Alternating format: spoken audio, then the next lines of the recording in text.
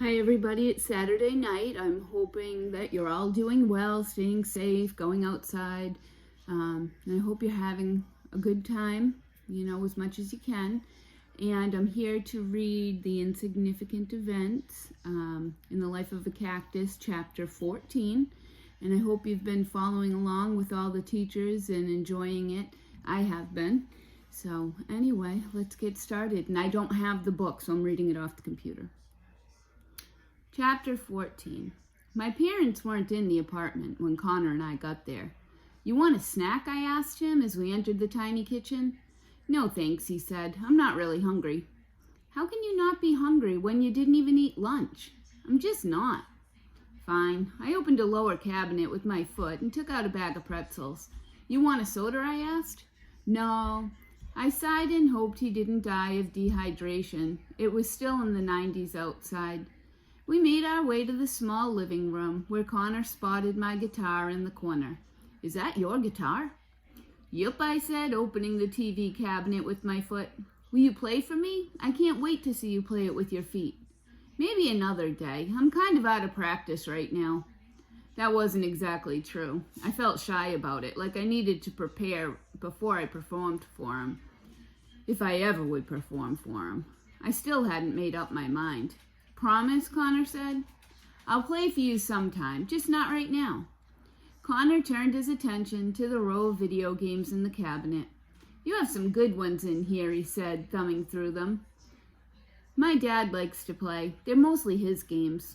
"Your dad's cool," Connor said, clearly impressed by my dad's immaturity. He pulled out an ultraviolet war game. "Let's play this." I shook my head. "Not allowed, for Dad only." Connor frowned, put the game back in the cabinet, and pulled out another game I wasn't allowed to play. "I'm not allowed to play any game with the disclaimer on the cover," I said. I walked to the cabinet and pulled out a racing game. "Let's play this one." "I guess." Connor let out a dramatic sigh, clearly disappointed we wouldn't get to battle each other to our bloody virtual deaths.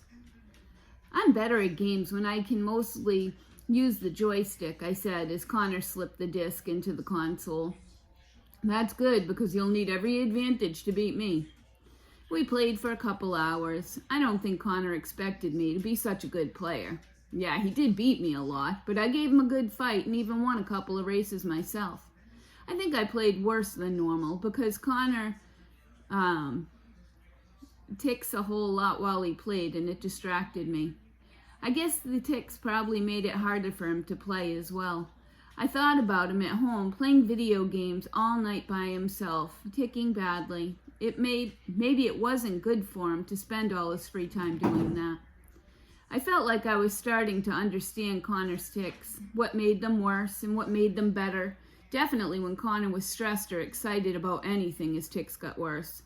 When he felt calm and comfortable, they weren't so bad. I guess video games got him worked up. Mom walked in the door just as we were putting the games away. "You absolutely would not believe what Bob did now," she said as she threw her hat down on the kitchen table. I looked at Connor and whispered, in a Dracula accent for some reason, "Murdered someone?" He giggled. She walked into the living room and saw Connor. "This must be Connor." She reached out her hand to shake with his. "Nice to meet you, Mrs. Green," Connor said softly. I could tell he was trying to hold his tics in.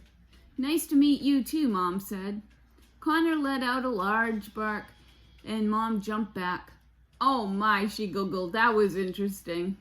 "Connor has Tourette syndrome," I reminded her. "Oh," she said, "that's right. Don't look so nervous, honey."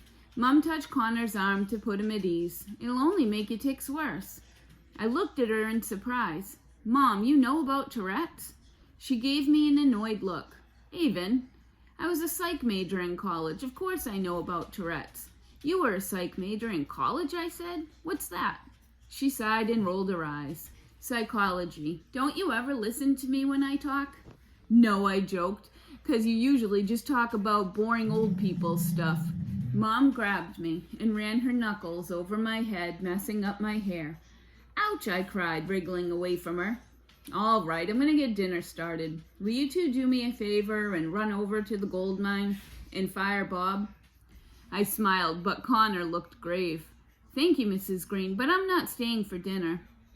Yes, you are, I said. Your mom's working. What are you going to eat for dinner if you don't eat with us? Connor froze up, like he had no idea what to say. I'll eat cereal. That's unacceptable, Mom said. You're eating with us. Then I'll take you home after dinner since your mom's working. Connor appeared absolutely terrified at the thought. No, really, I like cereal. He could barely get the words out from his ticking. Why won't you eat, Connor? I asked. Are you anorexic? He seemed to relax a little bit at that and laughed. No, I'm not anorexic. I just... What? I nearly shouted. I'm your friend, Connor. Tell me. Sometimes I spit when I eat. Connor's cheeks were bright red as he shrugged and blinked his eyes rapidly. I spit food at people. Mom gave Connor an understanding smile. That's not uncommon, she said. We'll all wear rain gear at dinner tonight. And with that, she opened a cabinet and started pulling out potatoes. Connor looked at me. I hope you have face masks, too. I kicked at his shoe. See, it's no big deal. We know you can't help it. Connor's expression changed. I wish my parents were as understanding as yours. It got to the point at home that neither one of them wanted to eat with me anymore. My dad would yell at me for spitting, and that would make it worse. He tugged at his hair. Now I just eat in my room by myself. My mom's hardly ever around, so it doesn't matter anyway. It matters, I said emphatically. It matters a lot. As we were setting the table for dinner, Dad walked in. I think that old llama might have to be put down, he said sadly, shoulders slumped. My head shot up. What? No, not spaghetti, I cried. Mom and Dad both gave me a funny look. I shrugged. We have a special connection. I looked at Connor. We're X-Men, I added softly. I'm sorry, honey, Dad said. He's so old. He's like 22 years old. Denise said he's hardly eaten in 2 days. And that thing growing out of his head, well, it can't be comfortable. I'll nurse him back to health, I insisted. I'm not sure that's possible at his age, Dad said.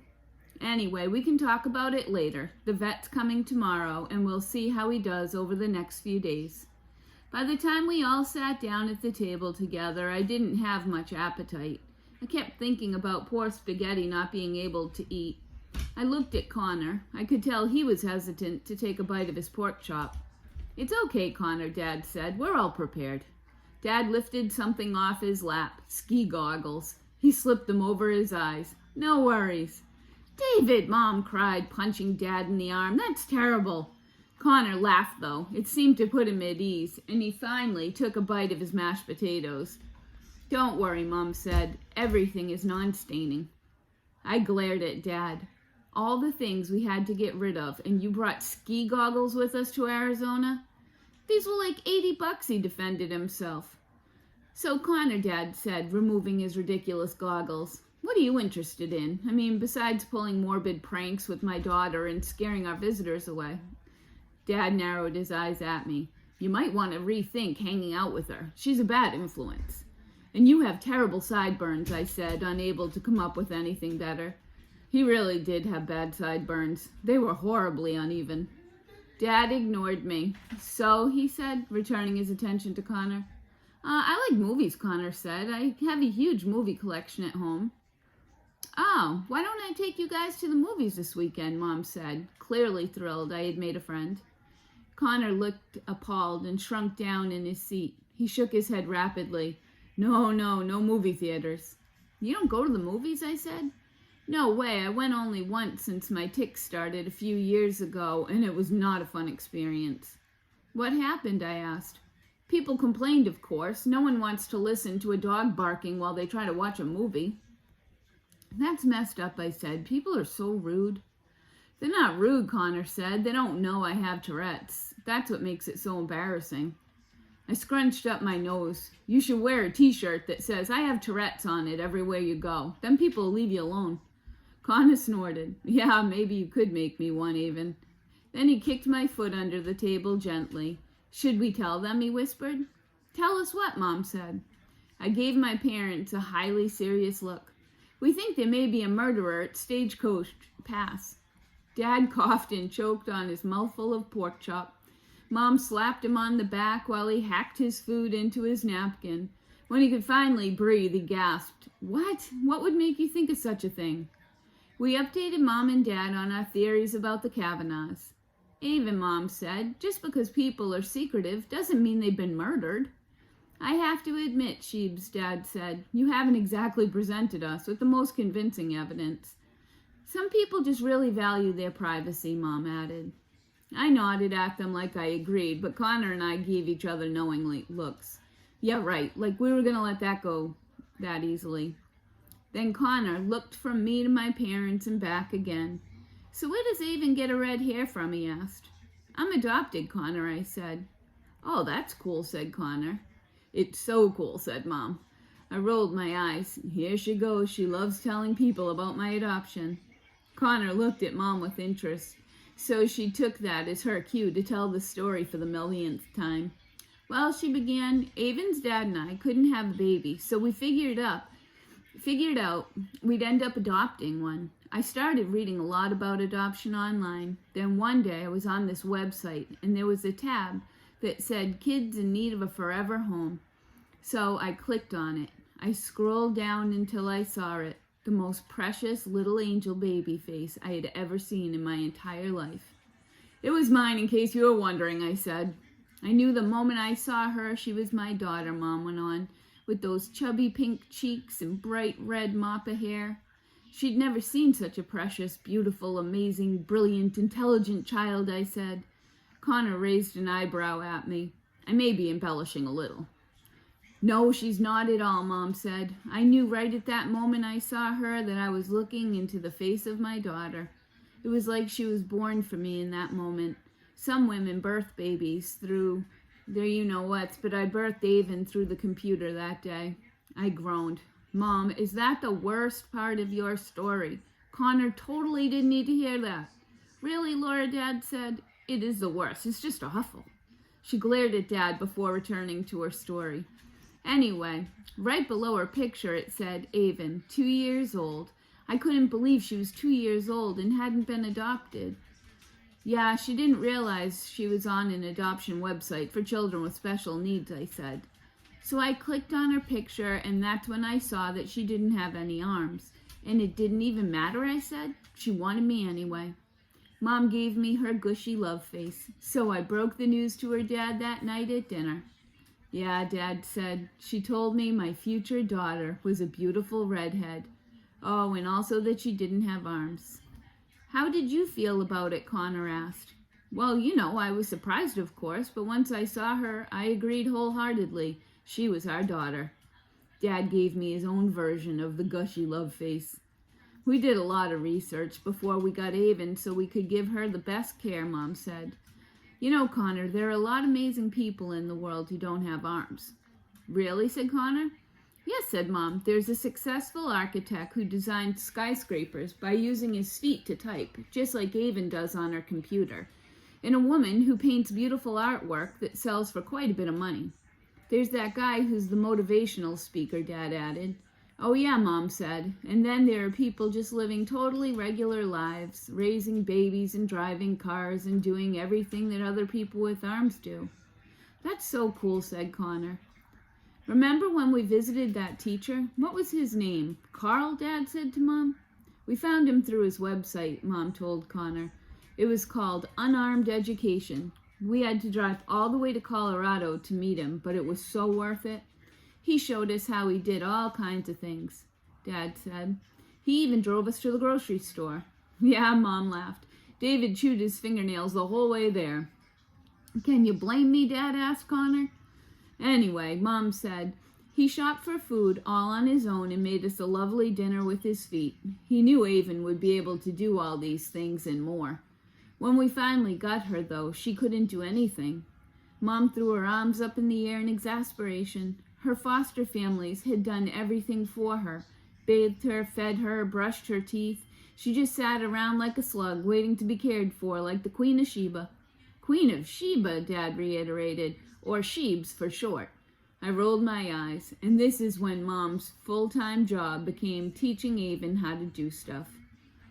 Right away, Mom said. I was dumping out jars of marbles and telling her to put them all back in the jar, giving her a bowl of fish crackers and telling her to feed them to herself one at a time, giving her a sheet of stickers and a blank piece of paper and telling her to decorate it, telling her to brush her own teeth, wash her own feet, scratch her own itches. Come to think of it, I said, it wasn't so much teaching me how to do stuff as it was telling me to do stuff. That may be, Mom said, but mostly it was telling her she could do just about anything if she tried hard enough. Yeah, I got over being the Queen of Sheba pretty quickly, I said. I can see that, said Connor with that. And with that, he spit his mouth full of mashed potatoes right in my face. And that's the end of chapter 14. And Mrs. Broder is going to start reading you chapter 15 tonight or tomorrow. So I hope to see you guys soon, and reach out if you need anything. Bye-bye.